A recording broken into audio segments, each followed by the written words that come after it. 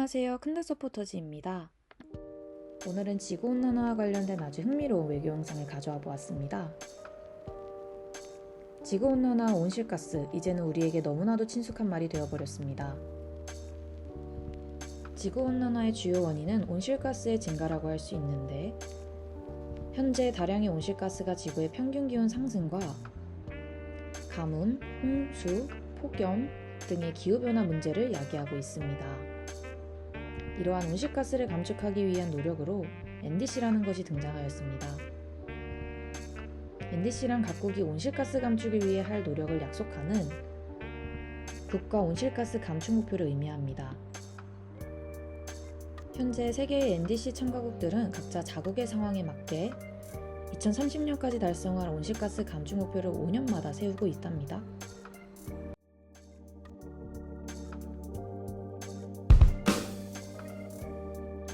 흔히 이야기하는 온실가스를 감축한다는 말은 대기 중으로 배출되는 온실가스의 양을 줄이는 것을 말합니다.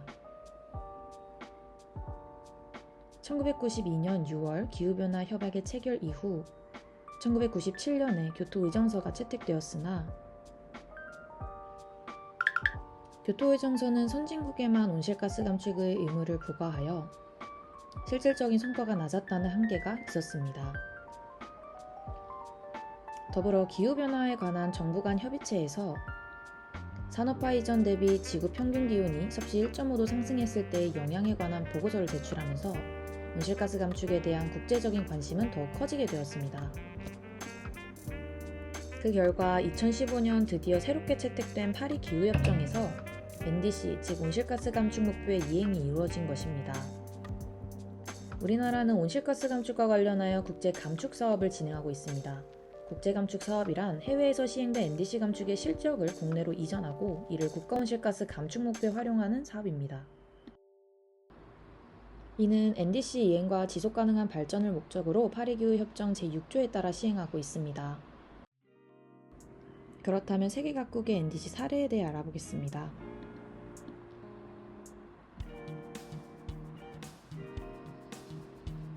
먼저 EU는 1990년부터 2018년까지의 기간 동안 온실가스를 약 23% 감축하는 성과를 냈습니다. 이외에도 2005년 대비 2030년까지 배출권 거래제 미포함 부분, 즉 노력 분담 규정 부분의 배출량을 40% 감축하겠다는 목표를 내세웠습니다. 그런데 현재 EU가 2030 NDC 목표를 달성하지 못할 것이라는 지적이 나오고 있습니다. EU에는 27개의 회원국이 있는데 현재 그중 19개국이나 ESR 감축 목표 달성이 어려운 상황이고 달성이 가능한 국가는 약 8개국에 그치는 수준이라고 합니다.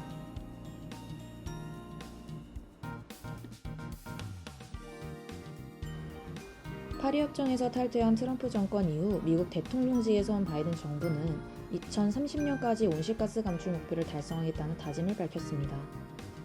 이후 2022년 8월 미국 역대 최대 기후 투자로 많은 기대를 끌어모았던 IRA 정책을 도입하였습니다. 인플레이션 감축법이라고도 하는 IRA 정책은 재정 지출을 통해서 기후변화에 대응하는 방식의 법입니다. 그러나 올해 미국 전력연구소의 분석 결과 IRA마저도 NDC 달성에는 역부족이라고 하여 이에 미국은 새로운 전략으로 지열 에너지와 수소 에너지에 투자하는 해결 방안을 모색하고 있습니다.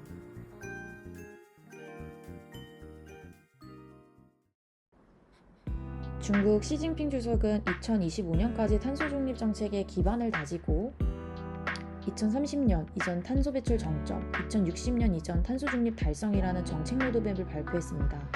그런데 중국이 탄소 배출 정점을 위해 제시한 GDP 단위당 에너지 소모의 대폭 감소 지표에서 배출 총량 감축 목표가 너무 상대적이라는 국제사회의 지적이 나왔습니다. 이에 중국에서는 올해 탄소 배출 총량 규제를 도입했고 감축 목표에 총 탄소 배출량을 추가하여 감축 목표의 절대량을 제시하였습니다.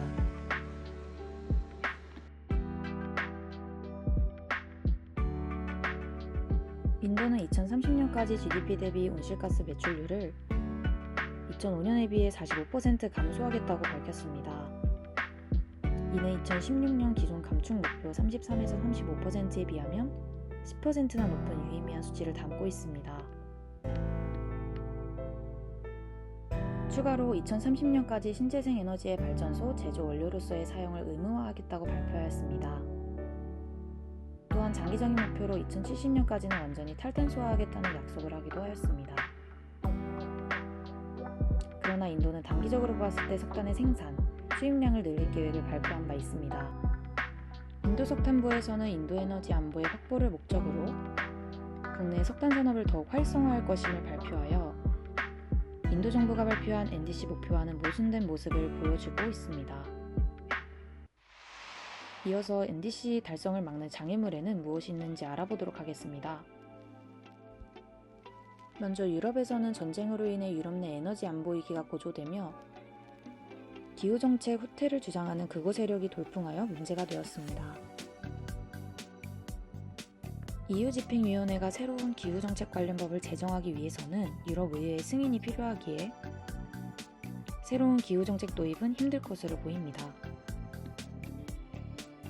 미국의 경우 11월 대선을 앞둔 만큼 행정부의 불안정성을 장애물로 꼽을 수 있습니다. 특히 만약 대선에서 공화당 트럼프 후보가 당선될 시 환경규제에 반대할 가능성이 높습니다. 마지막으로 온실가스 배출 세계 4대국과 한국의 경제성장 및 산업구조상 탈탄소화가 어렵다는 문제가 있습니다.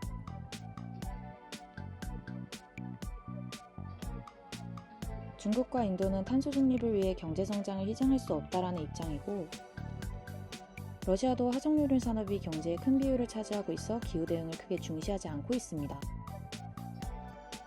한국도 산업계의 온실가스 배출량 감소가 쉽지만은 않아 산업계와 정부 간 마찰이 이어지고 있습니다. 우리나라는 2015년 처음 2030 NDC를 수립한 이후 여러 차례 수정을 거쳐 현재 2030년까지 2018년 대비 40% 감축을 목표로 하고 있습니다. 그러나 현실적인 배출량 전망치에 비해 NDC 목표를 크게 잡아 감축 격차율은 탄소 배출량 상위 13개국 중 2위에 해당할 정도로 큰 상황입니다. 그래서 이 목표치를 달성하기 위해 목표 감축량 중 일정 부분을 해외에서 감축해 그만큼을 국내 배출량에서 상쇄시키고 국제 감축 및 혁신적 기후기술 개발을 통한 온실가스 감축에 열을 올리고 있습니다. 또한 NDC 달성을 위해 올해 설정한 온실가스 감축의 주요 정책 방향은 에너지와 산업 부분에서의 저탄소 전환입니다. 이외에도 온실가스 국제 감축 사업, 전략적 그린 뉴딜 ODA 추진, 글로벌 넷제로 커넥션 실시, 기후기술센터 네트워크 사무소 설치 등의 다양한 사업을 실행하고 있습니다. 나아가 신속한 NDC 달성을 위해 남은 과제에는 무엇이 있을지 이어서 살펴보겠습니다. 먼저 유럽 기업의 사례를 참고하여 정부와 기업이 함께 탈탄소화를 위한 인프라를 개선하는 등의 적극적 지원이 필요합니다. 또한 현재 다른 국가들에 비해 현저히 낮은 한국의 신재생 에너지 보급률을 올릴 필요가 있습니다. 이는 미래 산업에 악영향을 끼치는 것을 막을 수 있습니다. 따라서 우리나라는 2030년까지 신재생 에너지 3배라는 공약을 신속히 이행하기 위해 늘어나는 전력 수요를 신재생 에너지로 충당해야 합니다. 한편 전 세계적인 2030 NDC 달성을 위해 무엇보다 중요한 것은 국제협력입니다. 이를 위해 국가 간 양자 형태 국제기구 등을 포함한 다양한 참여자와의 다각적 협력체계 구축은 필수적입니다. 아울러 민간의 자발적 참여 역시 존재감이 높아지고 있습니다. 현재 세계 여러 정부와 민간 주도의 탄소 시장이 지속적인 성장세인 점을 고려해서 국제 탄소 시장과의 연계 또한 필요한 것으로 보입니다. 실제로 이러한 트렌드를 반영해 일본과 아세안 9개국은 아시아 지역 탈탄소를 위해 아시아 제로 에미션 공동체를 결성했고 한국과 미국은 에너지 장관 회담을 개최해 무탄소 에너지 확산을 위해 협력을 강화하고 있습니다. NDC 달성의 국제협력이 그 무엇보다 중요한 지금, 모두가 NDC 목표 달성을 위해 국내외로 적극 협력하는 자세를 갖춘다면 보다 빠르게 원하는 결과를 이룰 수 있으리라 기대해 봅니다. 터즈들도 얼른 NDC 달성을 위해 국제협력이 더 활발해지길 기대하겠습니다. 영상 시청해주셔서 감사드리고 국민외교 아카데미의 다양한 소식에도 많은 관심 부탁드립니다.